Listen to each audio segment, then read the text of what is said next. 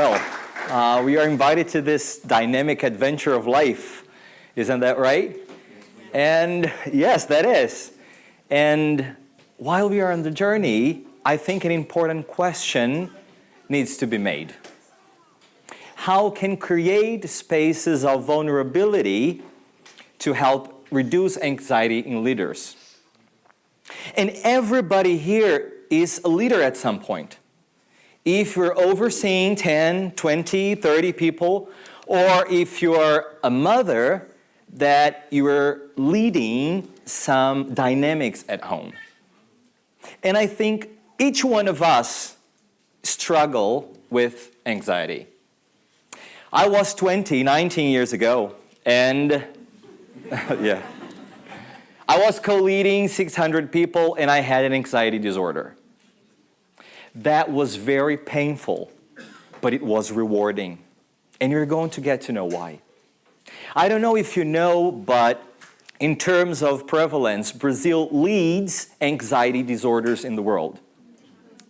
We are talking here about more than 18 million people. It means 9.3% of the population of the country. So when I think about my story, and when I think about these numbers, a question that comes to mind, what are good news for these people? And when I think about these numbers, I see leaders there. Leaders, people, mothers, leaders in nonprofit organizations, companies that are helping other people to take a step forward. So when I see these numbers, I ask a question, what are the good news and what can we do related to this situation? So there are three factors that are really important that we get to know. The first one, some studies have shown that mid-rank leaders compared to high-rank leaders, they have more levels of non-salutary cortisols when compared to the high-rank leaders. Do you know why? Because they manage people directly. So it means that sometimes in their brain, instead of thinking, I am a boss of X number of people, they think, I have X number of bosses. And this kind of relationships just is a trigger for anxiety. Another thing, a survey that was published related to millennials showed that this generation now, it's a way higher, a great deal more exposed to anxiety than the previous generations. Why? This desire for success, this desire for money, this desire for achieving. And talking about achieving, a very interesting study of Harvard when they're asking, how can people live healthier and better? They're responding that sometimes you're so focused in achieving, but we are not invest time in connecting. So with these responses, so if you're just thinking about achieving, and we say that a 75-year-old study show us that deep connections are so important to our brain, to our lives, to our hearts, what are we going to do? So remember that I mentioned that I was going through in the past an anxiety disorder? The hardest thing that time was the feeling that I could not share this with anyone. That I had to be quiet because this means shame. You are weak. So thinking about that situation, and I came to a point that I could not handle anymore. I had to sit down to someone, and some people say, hey, I need to talk openly about the situation that I'm facing. And I can tell you, that was healing for me. Share about some irrational thoughts, that feeling that I could not step out of bed, being a leader, but facing and struggling with that idea that if I leave the door, somebody would threaten me. I mean, totally irrational thoughts.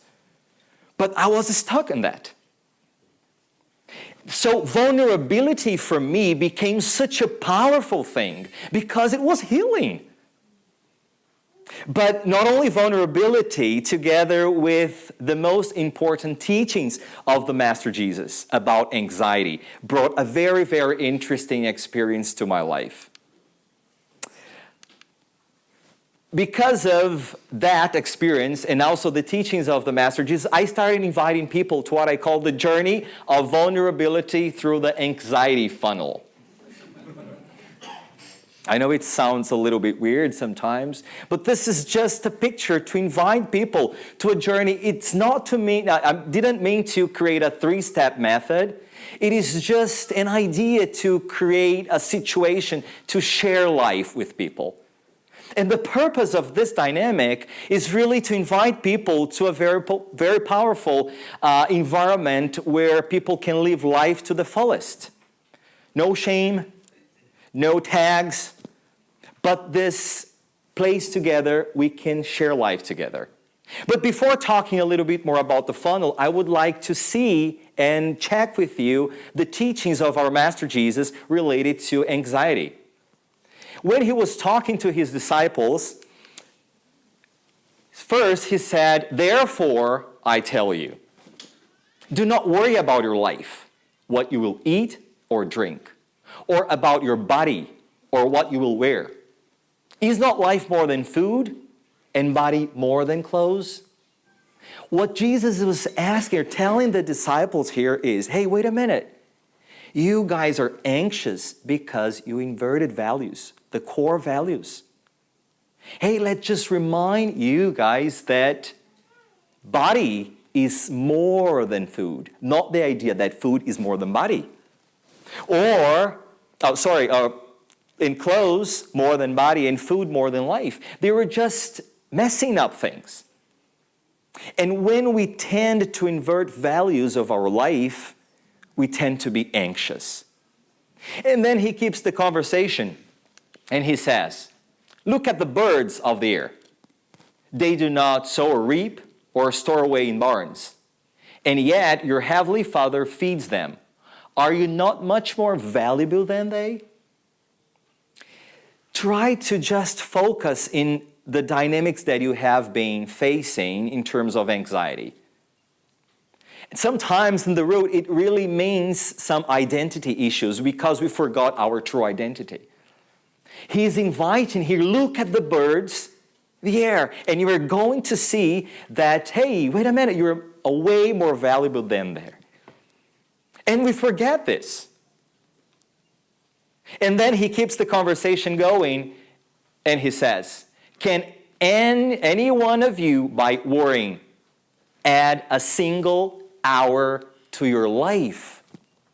He's just drawing our attention, hey, wait a minute, you are not a superhero. And sometimes when we are leading situations in our life, we do believe that we can add 1 hour to our clock. Am I wrong? We do believe that. And sometimes we go into battles that are higher than our capacity because we do believe that we can add 1 hour to the clock. And it's interesting because we love at some point to be the hero of the day or save the day. And that's why sometimes we get stuck in one of these situations. Now let's go back to the funnel. Remember that? Well, we say the journey of vulnerability through this anxiety funnel because it relates somehow to these dynamics. And it's a funnel because it's wider at the top and it's narrow at the bottom. And if you see and if you look to these situations in people that live around us, this is exactly what happened. We start to get stuck in the middle of this journey because one of these situations or others, but just mention these three. And I started to invite the people to talk and to share life around these dynamics. So, what we do first, we get people together, leaders together in a place. It can be nonprofit, it can be church, it can be, I run a business, so I do this with my team as well. So the first thing that we do the opening round, where we set some ground rules. We are not here to fix anyone. We are not here to tell someone a very good thing that needs to change the life of that person. And we are not here to judge anyone. And the second thing that we do there, before starting the rounds, we say, thinking about the word that Jesus used there, worry, the Greek word is to be divided into parts, to feel scattered. This is exactly the way we feel when we are anxious, isn't that right? So in this opening round, we ask people, what is dividing you into parts? I mean, do you think that is that easy? So you have that silence, right? Everybody looking at each other saying, who is going to be the first one to risk here? But it's interesting because, and we ask this question because we want to invite people to verbalize what they're facing. Because there is power and healing through the words of a person when they speak out loud, when they voice their anxiety and the reason of the anxiety. So people start sharing, and then we start asking them, how are you feeling about this? Because we want to invite people to create a sense of connection, share feelings. And also we ask, how is your body responding to this? Create self-awareness. And it's so interesting because you start seeing people. This day here was a very, very powerful day because,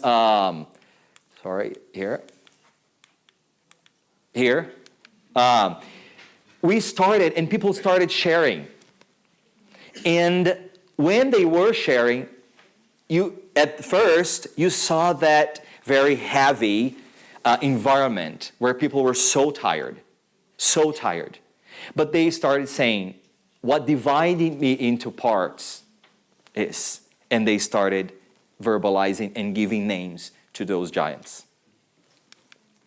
Then, after this, we go to this part of the inversion of values, the core values of life. So we ask questions such as, what are the beliefs you were holding to that is making you a hostage? Yeah, it's like this. Sometimes beliefs and thoughts kidnaps us in the middle of the day and we become hostage of these thoughts. And then we keep asking them, what priorities, core values, do you see this belief is inviting you to invert? And then, what is God? Or when we're dealing, as I told you, I run a business, I don't use the word God there, but it was the greater power, or this inner voice is inviting you to do. And it's incredible how they start to respond to this. Talking to a supervisor of a pharmaceutical company in Brazil. And we were he was sharing about his challenges and also his struggles in a situation there.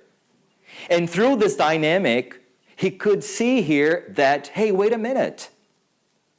Is it really because I am facing this big challenge? Or the way I see myself is making me a hostage to this process? And this is what leads us to the next part, that is in identity issues. And it was so powerful to see that person saying, hey, this is not a big challenge the way I was thinking it is. It's the way I see myself in the midst of this challenge that it's making so difficult. It's so good to see people going back to their true identity. It's so good to see people, leaders, people that are leading processes and people in their workplace or church or nonprofit or family, just going back to the place that we're supposed to be because they are realigning identity and core values. And to finish, I would like to share here another part. We divide people in small groups. And when we divide them in small groups, they start to see what are the zones of damage that is a result of the superhero complex.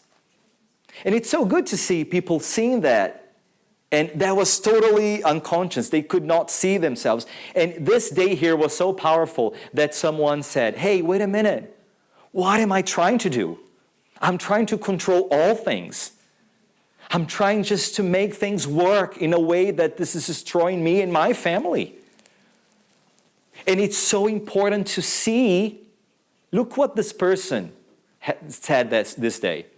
It's so important to see that I'm not the only crazy person here. And she started weeping, saying, hey, this is place of restoring my soul. Because when I arrived here, I thought everybody had a perfect life. But after you shared all these messy things, I saw that we are on the same page. And you know what I see? That I'm leaving this place a way better and strong enough to face what I need to face when I leave this room. Do you know what is this? This is the power of vulnerability.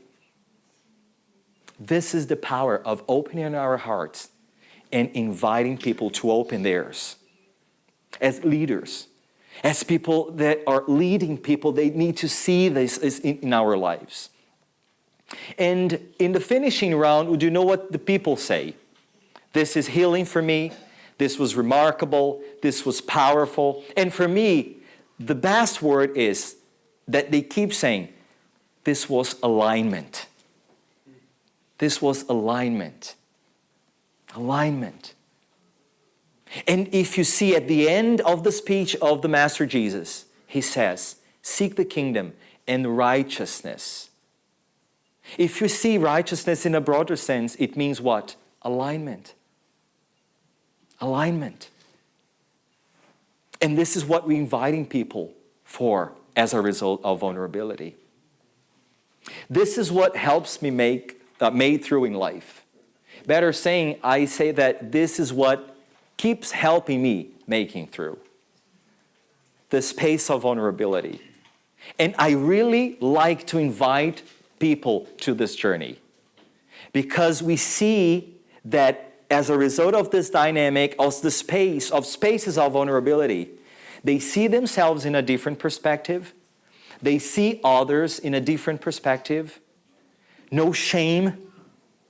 And you see that it's tangible, this idea of kingdom and life. Would you like to invite people as well? Because it's not going to just be good for people. It's going to be good for you too. Because we can find God, Jesus, and inner voice, whatever they want to call, as a result of this connection. And we can see ourselves, people, and situations in a different way. Thank you.